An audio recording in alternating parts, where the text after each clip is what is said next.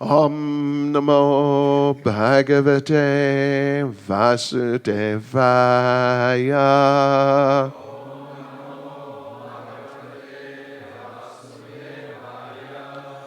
Om Namo Bhagavate Vasudevaya.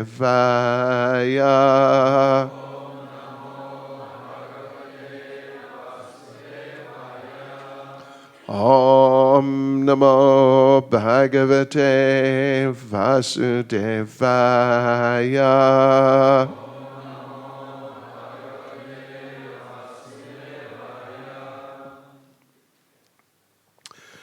So, we are reading, during this festival, we're going to read from Srimad Bhagavatam, Canto 8, Chapter 2, The Elephant Gajendra's Crisis. Ir taip, šįryt mes skaitome iš Srimad Bhagavatam 8 giesmės 2 skyriaus Dramblį Gajendrą ištinka neganda 30 posmą. And we're going to begin with verse 30 and then read on from there. Ir festivalio metu nuo 30 posmo mes pradedame ir tęsime kasdien po vieną posmą. And one of the main reasons we've chosen this part of the Bhagavatam is because, as I understand, the Lithuanian BBT has successfully now published the whole Bhagavatam, at least up to and including this 8th canto. Ir viena iš priežasčių, kodėl mes skaitome iš šitos knygos, nes Lietuvos leidyklos padalinys, Bhaktivedanta Book Trust, sėkmingai išleido praeitais metais, gruodžio mėnesį maratonui 8 ir 9 Bhagavatam giesmes. And the 9th canto also too, apparently.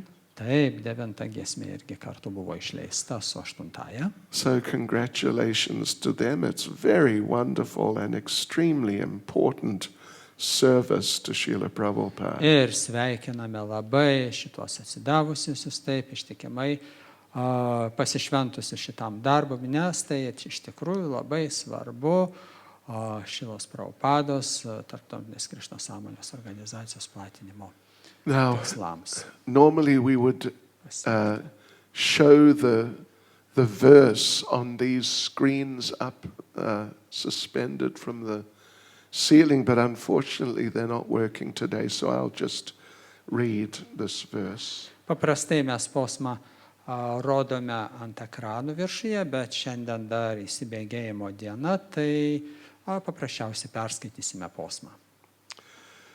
Okay, so Canto 8, Chapter 2, verse 30.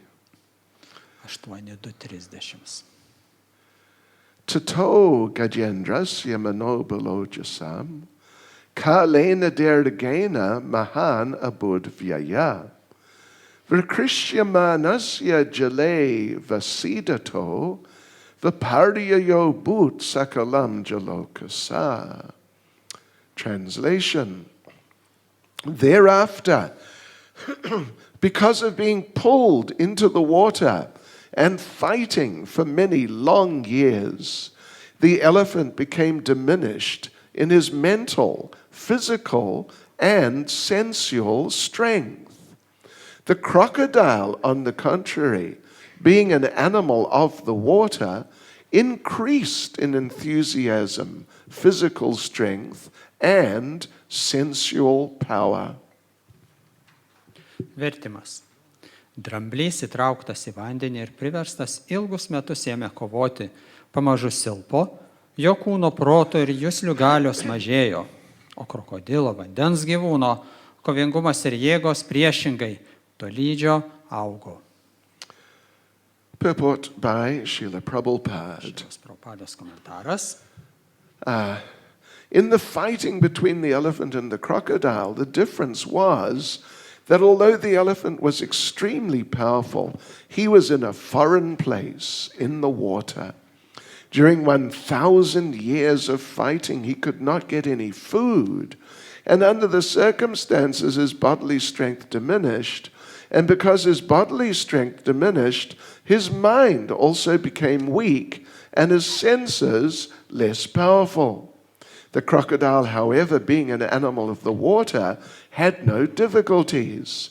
He was getting food and was therefore getting mental strength and sensual encouragement.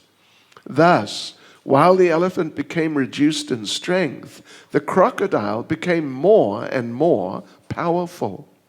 Now, from this, we may take the lesson that in our fight with Maya, we should not be in a position in which our strength, enthusiasm, and senses will be unable to fight vigorously. Our Krishna consciousness movement has actually declared war against the illusory energy in which all the living entities are rotting in a false understanding of civilization. The soldiers in this Krishna consciousness movement must always possess physical strength, enthusiasm, and sensual power. To keep themselves fit, they must therefore place themselves in a normal condition of life. What constitutes a normal condition will not be the same for everyone, and therefore there are divisions of Varnashram: Brahman, Kshatriya, Vaishya, Shudra, Brahmacharya, Grihastha, Vanaprastha, and Sannyas. Especially in this age, Kali Yuga, it is advised that no one take sannyas. Ashvamedam gavalambam sannyasam palapatrikam devarena sutotpatim kalo pancha vivarjayet. This is from Brahma Vaivarta Purana. From this we can understand that in this age the sannyas ashram is forbidden because people are not strong. Sri Chaitanya Mahaprabhu showed us an example in taking sannyas at the age of 24 years. But even Sarvabhauma Bhattacharya advised Sri Chaitanya Mahaprabhu to be extremely careful because he had taken sannyas at an early age. For preaching, we give young boys sannyas, but actually it is being experienced that they are not fit for sannyas. There is no harm, however, if one thinks that he is unfit for sannyas. If he is very much agitated sexually, he should go to the ashram where sex is allowed, namely the Grihastha ashram.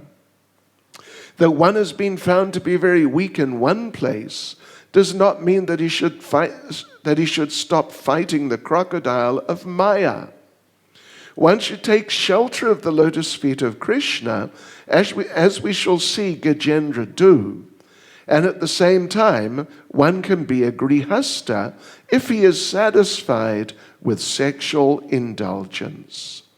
There is no need to give up the fight.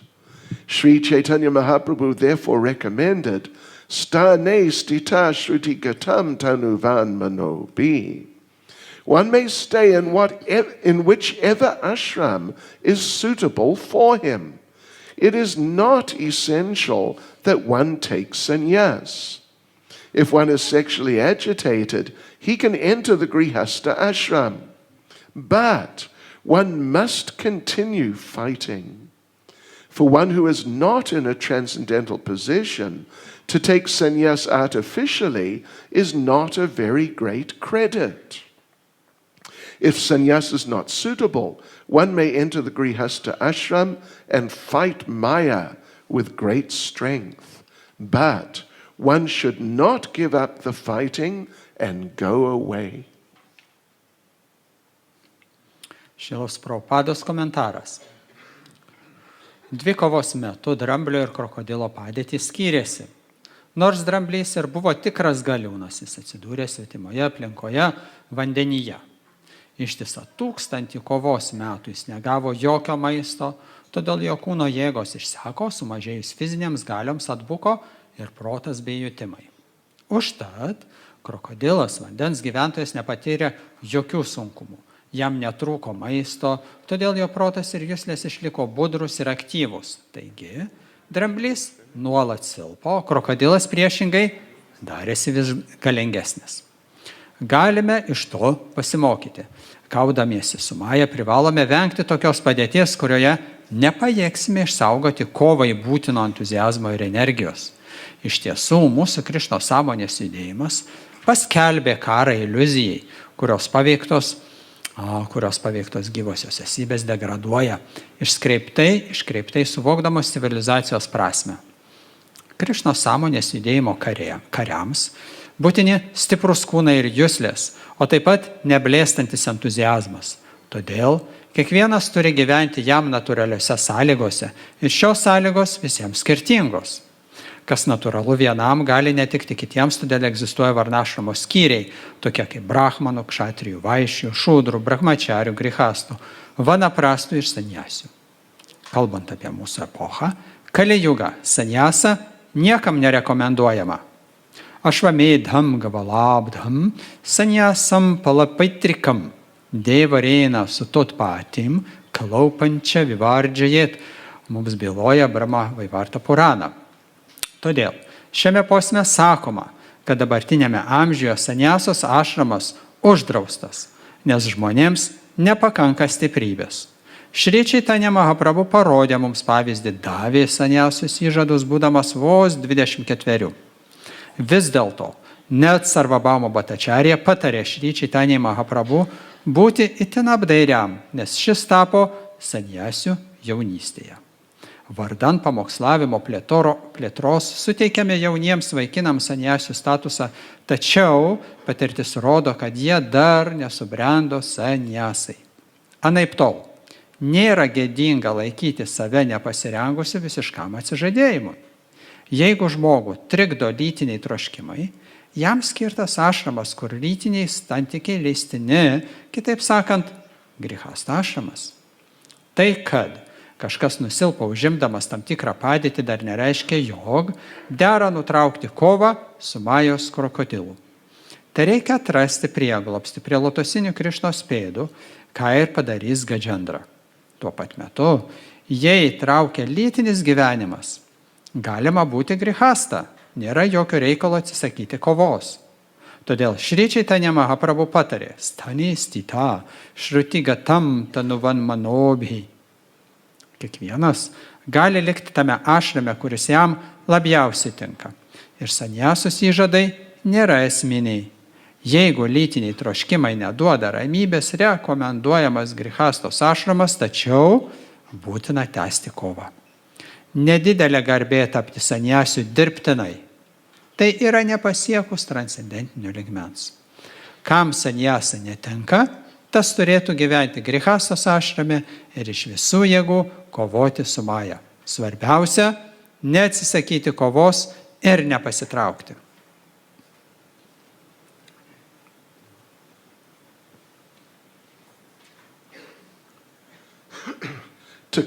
Tato Gajendrasya manobalojasam kalena dergena mahana budvyaya vikrishamanasya jaleva sidato viparyo bhut sakalam jalokasa.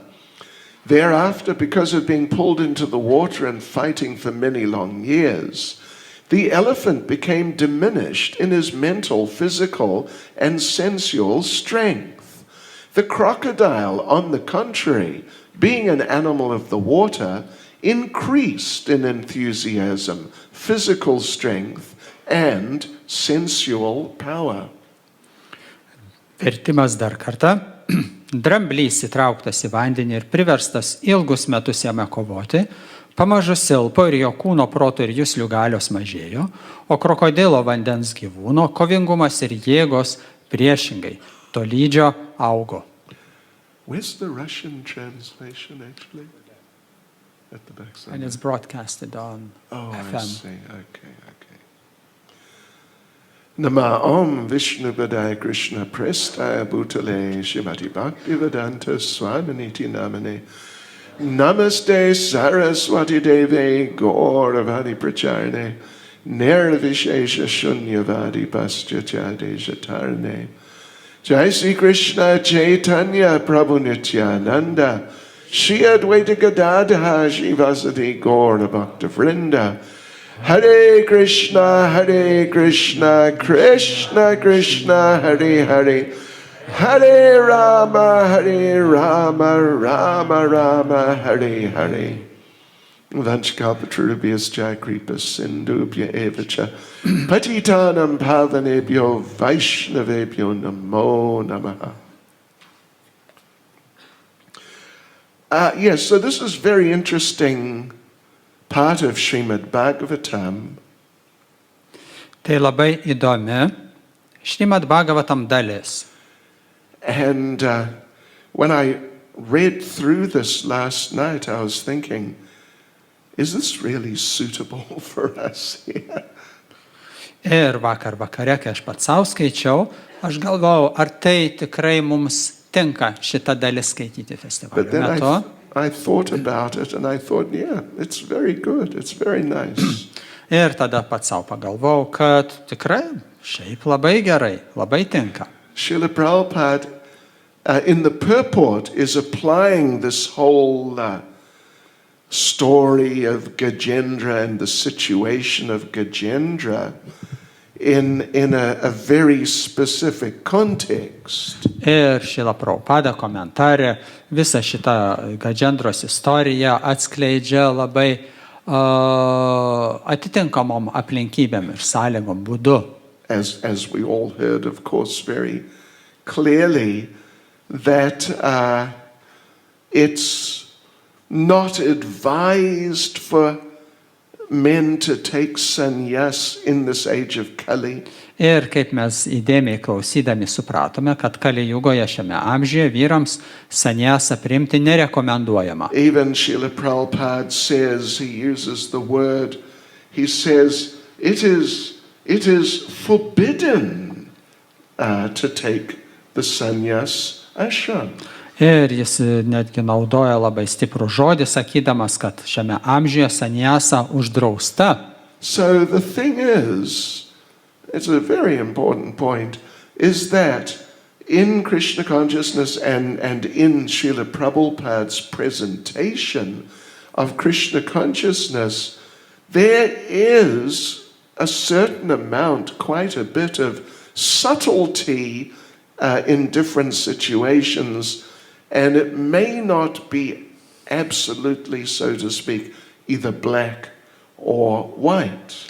Ir labai tankiai mes galime matyti, kad Šrila Prabhupadai pristatant įvairius filosofinius aspektus, galime rasti nemažai subtilių užuominų, elementų, kurie nurodo, kad ne viskas taip paprasta, ne viskas yra juoda arba balta. Prabhupada saying it's forbidden to take sannyas in Kali Yuga, but he took sannyas.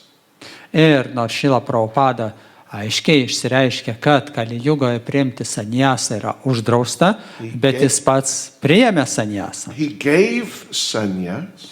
Ir nors jis sako, kad uždrausta priimti sannyasą, jis pats davė sannyasą. Although he was somewhat disappointed by some number of the people he gave sannyas to. Ir nors jam teko skaudžiai nusivilti dalimi kandidatų, kuriems jis pats davė sannyasą. And Prabhupada mentions that. Ir komentarė Šrila Prabhupada apie tai mini. So, yeah.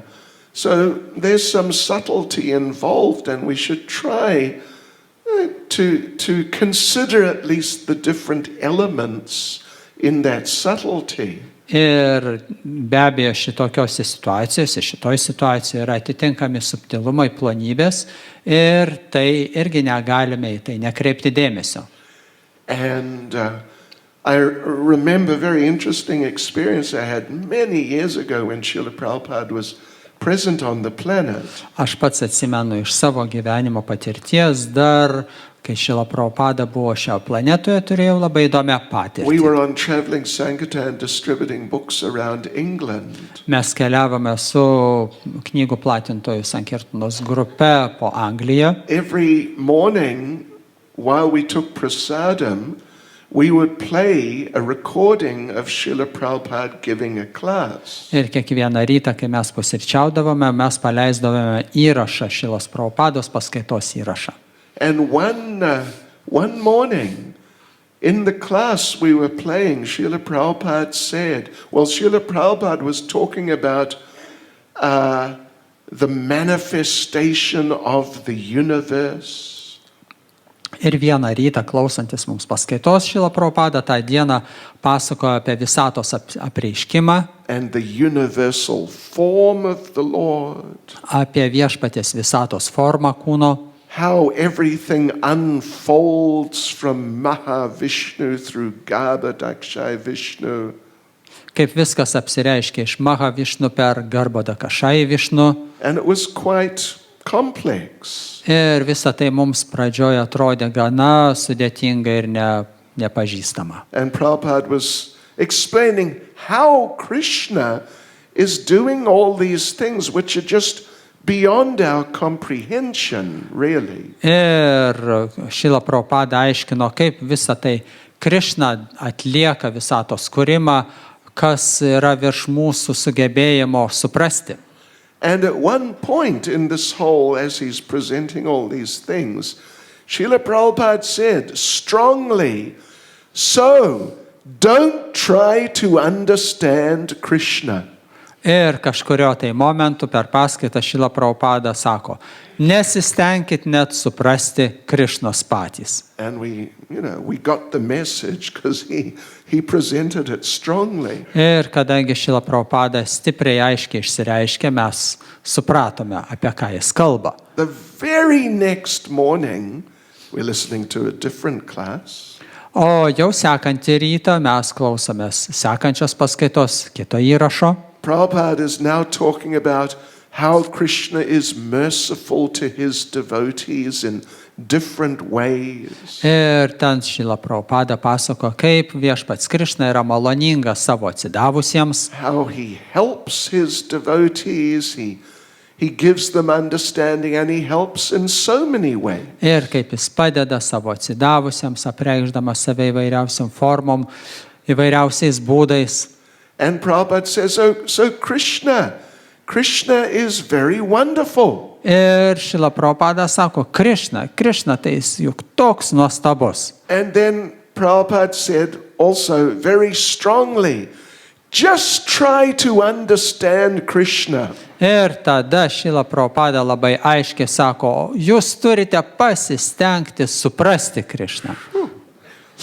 So what do you do? Taigi, ką daryti? Vakar sakė, nesistengkit suprasti Krišną, šiandien sako, stenkite suprasti Krišną. Either there is confusion there, arba pasimetimo elementas yra, or there is some subtlety there. Arba kažkokie yra subtilūs supratimo dalykai, aspektai. And Srila Prabhupada was such a person that confused he was not. Ir mes žinojome, Šila Prabhupada tokia asmenybė buvo didi, kad aišku, jis niekada nesutrikdavo, nepasimesdavo. And his ability to analyze different complicated situations and bring out the essence very clearly and nicely was just completely practically superhuman. Ir jo sugebėjimas atskleisti ar išnarplioti įvairias filosofinės vingrybės iš tikrųjų buvo antžmogiška savybė jis turėjo. So how to then understand this subject matter? Taigi šitoje situacijoje, kur šiandien mes skaitome, kaip ją suprasti mums reikėtų? Well, as the verse says, Gajendra, he was very strong, but he was in the wrong position. Ir Gajendra, kaip mes skaitome iš šio posmo, jis buvo labai stiprus dramblys, bet atsidūrė netinkamose aplinkybėse. If he was in the right position, he's very strong and he can practically do anything. Ir jeigu jis savo gimtoje stichijoje, jisai labai stiprus ir praktiškai viską gali. And the crocodile normally, of course, crocodile is also very strong, but not as strong as an elephant. Ir žinoma, krokodilas irgi labai stiprus, bet galima nesunkiai suprasti, kad jis nėra toks stiprus kaip dramblys. All the elephant has to do is jump on top of the crocodile and squashed crocodile. Ir viską, ką reikėtų padaryti drambliui, tik užlipti, užšokti ant krokodilo ir viso gero krokodilui sutraiškytas. So everyone, every devotee, every serious devotee, they have some strength, some spiritual strength. Ir kiekvienas rimtai atsidavęs Vaišnavas turi dvasinės potencijos. Potencijos, yeah? Strength? Jėgos. Seal. Tai, dvasinės. Okay. So, but even like the elephant, if somehow they get into the wrong position, then even though they have some strength, but they may become victimized by the situation. Ir dramblys, nors būdamas labai galingas, labai stiprus, patekęs į atitinkamas aplinkybės, gali būti nugalėtas. So, Srila Prabhupada here, of course, is particularly addressing the point of men taking sannyas, and it seems even more particularly young men taking sannyas. Ir Srila Prabhupada čia kalba apie sanjasos priėmimą vyrams arba ypač konkrečiai jauniems vyrams. In the good old days, in the 70s in ISKCON when Prabhupada was present. Ir tais senais 70 laikais, metais, kai Srila Prabhupada pats dar buvo šioj planetoj. It was considered, I would say, you could say, very cool to be a sannyasi. Tais laikais 70-aisiais būti sanjasu skaitėsi labai kieto vyruko padėtis. Как сказать, крутой. Kietas vyras. Something, really it was like that because, you get a lot of facility. You would get facility to preach, which is nice. Ir daug sąlygų jums palankios tampa. Pavyzdžiui, pamokslauti galimybę gaunate. When it's time for class, the sannyasi practically always will be offered the opportunity, and that's nice. Ir kai ateina laikas skaityti paskaitą, sannyasiui visų pirma siūloma galimybė pamokslauti. But there are also other sort of peripheral perks to being a sannyasi, which it seems many of those young men in those days who were attracted to take sannyas and did, that they were kind of influenced fairly significantly by. Ir be abejo, priėmus sannyasą yra šalutinis poveikis, įvairios aplinkybės, atrodytų kažkokia tai palankios aplinkybės, kurios iš tikrųjų ir įtakojo arba nusinešė tuos jaunus sannyasius, kurie tais laikais priėmė sannyasą. When you walk by, everyone offers obeisances. Pavyzdžiui, eini savo, o tau visi lenkiasi siūlydami savo pagarbą. Haribol. And even Srila Prabhupada said, you can look it up, Prabhupada said, when you see a sannyasi for the first time in the day, if you do not offer obeisances, Prabhupada said on a number of occasions, you must fast for the rest of the day. Srila Prabhupada yra pasakęs ir parašęs eilėje vietų, kad jeigu tą dieną tu pirmą kartą šitą sannyasį pamatęs nenusilenki, tą dieną turėtum badauti. Geriau mums nesirodyti viešumoje. So, another perk, if there's some maha prasadam, it would be offered to the sannyasis first. Ir dar vienas dalykas - Mahaprasadas. Jeigu tik tai kažkuris yra, visų pirma, jį siūlo sannyasiam. So they were just young men. Some of them, one, the youngest I heard of, was given sannyas when he was 21.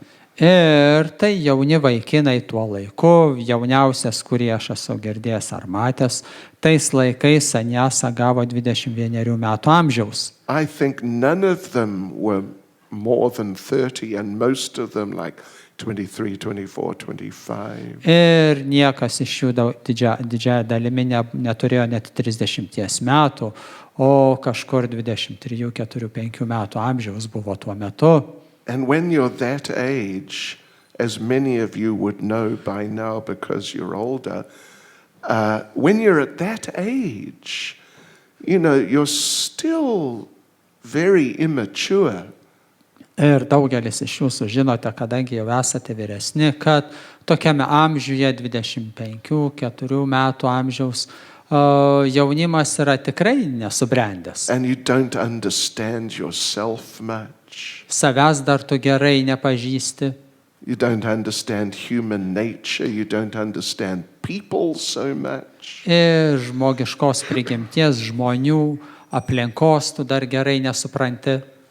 So Srila Prabhupada, he referred to his disciples as boys and girls. Ir Srila Prabhupada savo mokinius vadindavo berniukais ir mergaitėmis. And in Vedic culture, in traditional Vedic culture, a male is considered a boy and a female is considered a girl until they are 40 years old. Vediniai tradicijoje vyrai ir moteris būdavo vadinami ir skaitomi berniuku ir mergaitė iki 40 metų amžiaus. And when I first heard Prabhupada saying boys and girls and boys and girls, I thought, why is he saying boys and girls? These are men and women. Ir kai aš pirmą kartą išgirdau, kai Srila Prabhupada vadindavo kreipdamasis į mokinius berniukai, mergaitės, na berniukai, na mergaitės, aš galvojau, kodėl jis mus taip vadina, juk čia aplinkui vyrai ir moteris jau. But there's a reason why in Vedic culture in general, they're seen as boys and girls until they really become solid adults when they're 40 years old. Ir dėl to vediniai tradicijoje ir kultūroje buvo priežastis tam, kad iki 40 metų amžiaus vadindavo berniukai mergaitėm, nes dar žmogus nėra iš tikrųjų įsitvirtinęs ir subrendęs viduje pilnumoj. Because it takes time to get experience and to mature and to understand yourself and life. Ir dėl to iš tikrųjų tai užima laiko, tam reikalingas laikas, kol subręsti pilnumoj, kad suprasti geriau gyvenimą. So now the good news is, some good news, is that in ISKCON we do not allow anyone at all to take sannyas if they're under 40. Ir dėl to geros naujienos, šiandien truputį ir gerų naujienų, kad ISKCON'e mes prie jokių aplinkybių, jokių būdų, niekada, niekam, neduodam sannyasos žmogui, kuris jaunesnis negu 40. Better if they're 50. Geriausia 50 metais. If someone aged 40 something is suggested, many members of the GBC body say he's too young. Ir jeigu siūlomas kandidatas jam 40 vos keli metai, daugelis GBC narių jie prieštarauja, suprasdami, argumentuodami, kad jis dar per jaunas. Because so many, as Prabhupada mentions here clearly in the purport, that so many of those young men who were given sannyas, but so the great majority couldn't maintain it. Ir statistika tokia, kad didžioji dauguma tų, kurie jauni, Šilos Prabhupados laikais gavo sanyasą, nesugebėjo išlaikyti standartų sanyasų. But now with this standard of at least 40 beta 50, then practically hardly any sannyasis fall down. Ir dabar su naujais standartais 40 metų geriausiu atveju, geriau žinoma 50-mečiai, vargu ar kažkas iš sanyasių krenta. Of course, if you want to be really conservative and make sure you don't give sannyas to anyone who might possibly fall down. Ir žinoma, jeigu taip jau sekti konservatyviąją tradiciją, kad sanyasis praktiškai jokių galimybių kristi neturėtų, there's a very simple, effective policy. Yra labai paprasta politika šiuo klausimu. Wait for the day that they're dying. Palaukti tos dienos, kada kandidatas jau mirinėja. Just as they're on the way out, there you are, sannyas. Ir prieš pat mirtį štai tau danda priimti sanyasą. But anyway, that's going too far the other way. Bet čia jau būtų kitas kraštutinumas. Because it is the tradition in our sampradaya, and actually all the Vaishnava sampradayas, but particularly our sampradaya, that people who are at least reasonably suited for the ashram, they are given sannyas. Bet sampradajui mes sekame tokią tradiciją, kad žmogus pakankamai kvalifikuotas priimti sanyasą, jam suteikiama sanyasa. So therefore, Lord Chaitanya took sannyas. Viešpats Chaitanya priėmė sanyasą. From a sannyasi. Iš sanyasio gavo. He was initiated by Ishvarapuri, who was a sannyasi. Išvarapuris, kuris buvo sanyasis, jam davė išventinimą. In his circle of devotees, there were people like Paramananda Puri, Brahmananda Bharati, who were already sannyasis when he was still young. Paramananda Puri, Brahmananda Bharati, jie buvo jau sanyasiai tuo metu. Sekėjai Šilos. And he gave sannyas to some. Ir jis taip pat davė sanyasą kai kuriems. And like this, it goes on. It goes on. It is accepted by acharyas. Ir seka taip ir tęsiasi toliau, kad acharyai priima šitą principą. But if we ever see young men, for some reason they're wearing sannyas type dress in ISKCON, we think, oh my God, here we go. Ir iš kitos pusės, jeigu matome, kad jaunimas nešioja sanyasio rūbus, mes galvojame, štai artėja bėda. So, but now the thing is, a thing is, and Prabhupada quotes the verse here, there is an authentic, authoritative verse in Scripture which actually says that sannyas is forbidden in Kali Yuga along with a few other things. Ir iš kitos pusės matome komentarę, Šrila Prabhupada cituoja posmą iš šventraščių, kuriame autoritetingai yra pasakyta, kad Kali Jugoje sanyasa uždrausta. This is Brahma Vaivarta Purana. It's one of the 18 Puranas. It is authoritative. Ir tai Brahma Vaivarta Puranoje pasakyta, ir tai viena iš 18 autoritetingų Puranų. So how to deal with that? Taigi, kaip su tokia situacija elgtis? Well, an interesting, subtle perspective on that is that Brahma Vaivarta Purana is not one of the important Puranas. Vienas dalykas, kad Brahma Vaivarta Purana nėra iš vienos pačių svarbiausių Puranų. There are different sort of grades of Purana. Yra įvairūs Puranų lygmenys. Basic grades are, there are regular Puranas, and Brahma Vaivarta is one. Yra įprastos Puranos, kurių skaičiui Brahma Vaivarta Purana priklauso. And then there are Mahapuranas. Ir tada yra kategorija Mahapuranų. The great Puranas, and they are considerably more important. Ir didžiosios Puranos, kurios skaitomos, priimamos kaip kur kas žymiai svarbesnės. Out of the 18 Puranas, there are 5 Mahapuranas. Iš 18 Puranų yra 5 Mahapuranos. Vishnu Purana is Mahapurana. Padma Purana is Mahapurana. Višnu Purana, Padma Purana, jos priklauso Mahapuranų kategorijai. Srimad Bhagavatam is Mahapurana. Šrimad Bhagavatam dar viena Mahapurana. And there are 2 others, unfortunately, I forget which Ir ones. dvi kitos, kurias jūs turbūt patys žinote.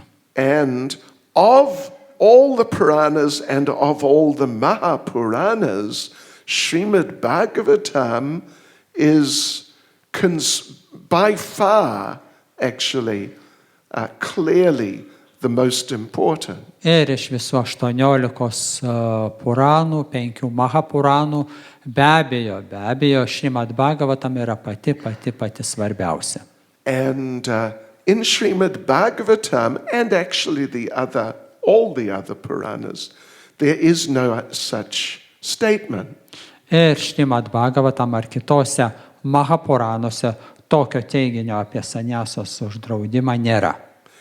So Srimad Bhagavatam, it has its own unique, special position as the ultimate authority on everything. Ir Šrimad Bhagavatam yra pačios savo unikalioj padėty pozicijoje, būdama aukščiausių autoritetų.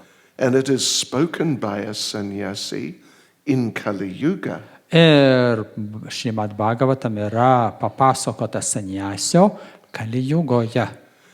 And Srila Jiva Goswami explains in Tattva Sandarbha that if some point is discussed in some other Purana, but it's not discussed in Srimad Bhagavatam, it's not such an important point. Ir Srila Jiva Goswami Tattva Sandarboje jisai rašo apie tai, mini, kad jeigu kažkokie momentai, elementai, filosofiniai dalykai yra aprašomi, aptarinėjami kitose Puranuose, bet neaptarta Šrimad Bhagavatam, tai nėra taip svarbu ir ypatinga.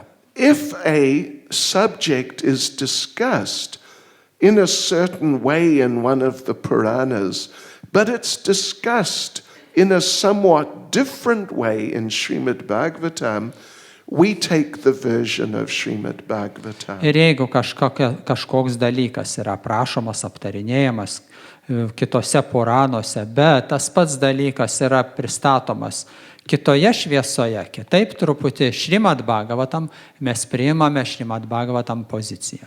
And there's a verse I wanted to just quote to you.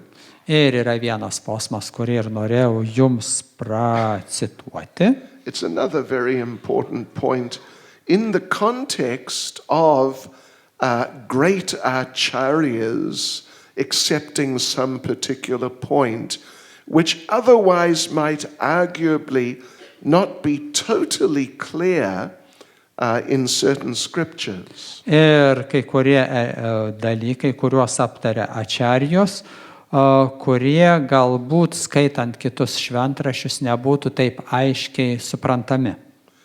This is now, it's from Lord Chaitanya is speaking. Viešpats Chaitanya Mahaprabhu kalba. It's in Chaitanya Charitamrita Adi Leela chapter 8. 8 skyriuje Chaitanya Charitamritos Adi Leeloje. Oops, Hare Krishna. No. Sorry. Where is it? And we just lost it. We just found it. Okay, it is verse 186. 186 posmas. Tarko pratishta shrutayo vibinna na savrishya yasya matam na binnam dharmasya tatvam nihitam guhayam mahajano yena gata sapanta. Actually, it's a very famous verse, and particularly the last line you've probably heard before. Is it 8th chapter? Oops, may not be. No, it's not. Anyway, I'll give you the reference if you want it.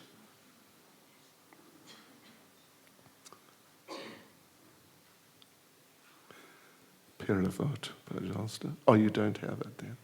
Okay. Yeah. Sri Chaitanya Mahaprabhu continued. Šį Chaitanya Mahaprabhu tęsė. He's quoting Maharaj Yudhisthira from Mahabharata.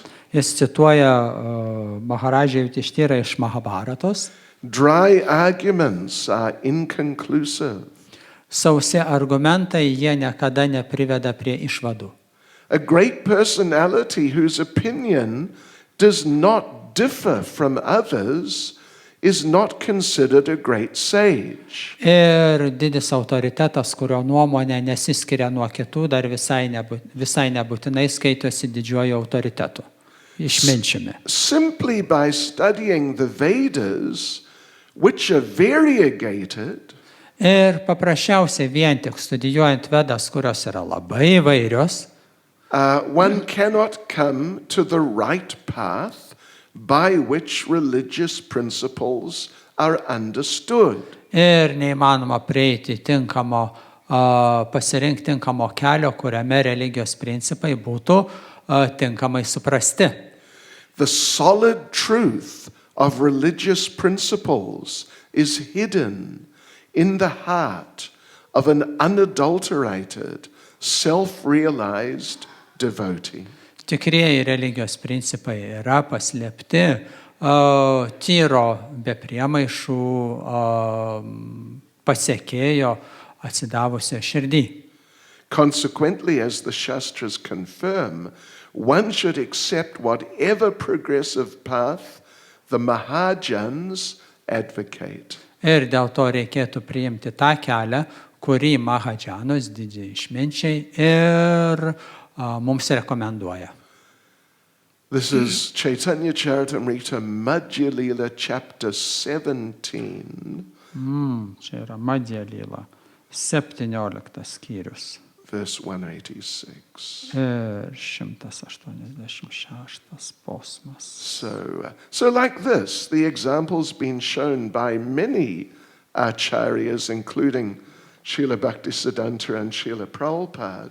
Ir be abejo, ačarijos duoda mums daug pavyzdžių, ir tokie kaip Srila Bhaktisiddhanta Sarasvati, Srila Prabhupada. So in suitable cases, people can be given sannyas. Dėl to, kai kurių aplinkybių dėka galima duoti sannyasą. But if it is not suitable for one, as is the case with the great majority, then it's no problem. One can become situated as a householder and progress nicely in Krishna consciousness. Ir kaip ir daugelio atveju, jeigu neadekvatu priimti sannyasą, tai kaip ir labai normalu yra gyventi grihastos ašrame ir toliau tęsti tarnystę.